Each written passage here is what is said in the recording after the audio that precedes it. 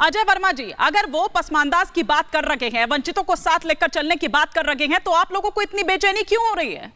देखिए हिमानी जी, हम लोग बिल्कुल सबका साथ लेकर चलते हैं और हम लोग भारत में हिंदू, मुस्लिम, सिख, ईसाई, बौद्ध, पारसी सबकी बात करते हैं, सबकी राजनीति करते हैं। हम बांटने का काम नहीं करते, नफरत का काम नहीं करते, हम जोड़ने का काम करते हैं। सत्ता आती रहती है, सत्ता जाती रहती है, लेकिन जो कुछ सत्ता के लोभी, सत्ता के भूखे, सत्ता के लालची, सत्ता के चाटुकार वो हर चीज में बांट रहे हैं। बताइए, बांटना बांटना बांटना, धर्मों में बांटेंगे, फिर कब्रिस्तान हिंदुस्तान में बांटेंगे, फिर हिंदू मुस्लिम में बांटेंगे, फिर पाकिस्तान हिंदुस्तान में बांटेंगे, फिर इसमें बांटेंगे। तो हमारा मकसद ये नहीं है। हमारा मकसद ये है कि देश में विश्वास और विकास की अगर बात कही गई थी तो मित्रों 2022 में हिंदुस्तान के हर गरीब के और आपके पास मकान होगा। तो मैं समझता हूं कि सबसे डबल मकान मिल गए, मुझे भी मिल गया और आपको भी मिल गया। उसी पर रहते ना जिस पर सवाल मैंने आपसे किया, सच्चर कमेटी की अगर मैं बात करूं, और सच्चर कमेटी की रिपोर्ट अभी तो आई नहीं है, जब उसमें ये कहा गया, ये सिफारिश की गई। मैं आ रही हूं दानिश कुरैशी जी, एक सेकंड आ रही हूं, एक बार कंप्लीट करने देते हैं। हर दिन, हर महीने, हर साल, इतना ही नहीं आपके रिटायरमेंट के लिए भी पैसे कमाना है, फिर देरी किस बात की? फ्रीडम ऐप को अब भी डाउनलोड कीजिए।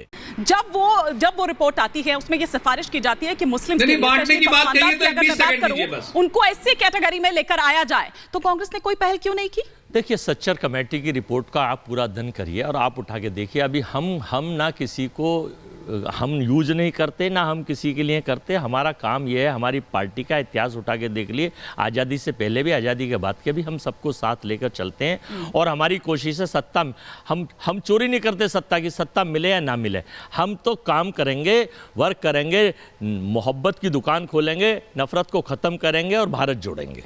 ये हमारा टारगेट है। और हम इसी के तहत 2023 में जो 9 स्टेटों में चुनाव है, 2024 में जो 5 स्टेट और देश के चुनाव हैं, हमारा टारगेट और ये नफरत, हमारी यात्रा जो भारत जोड़ो और जो हाथ जोड़ो यात्रा है, वो चुनावी नहीं है।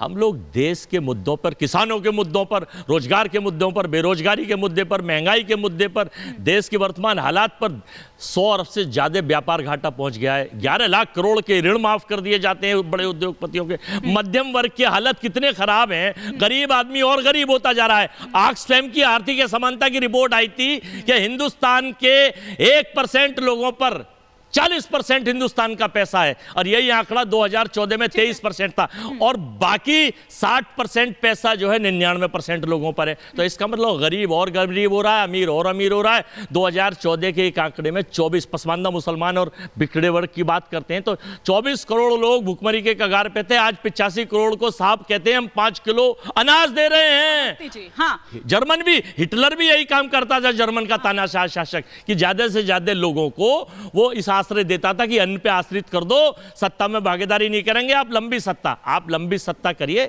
लेकिन हिंदुस्तान के हितों का और भारत की संस्कृति का, भारत की कौमी एकजुटता का, भारत की एकता का ख्याल रखिए। आप सरकार हैं, आप प्रधानमंत्री हैं, आप आदर्श हैं, लोग प्रधानमंत्री को अपना आदर्श मानते हैं, इसलिए आप ध्यान रखिए।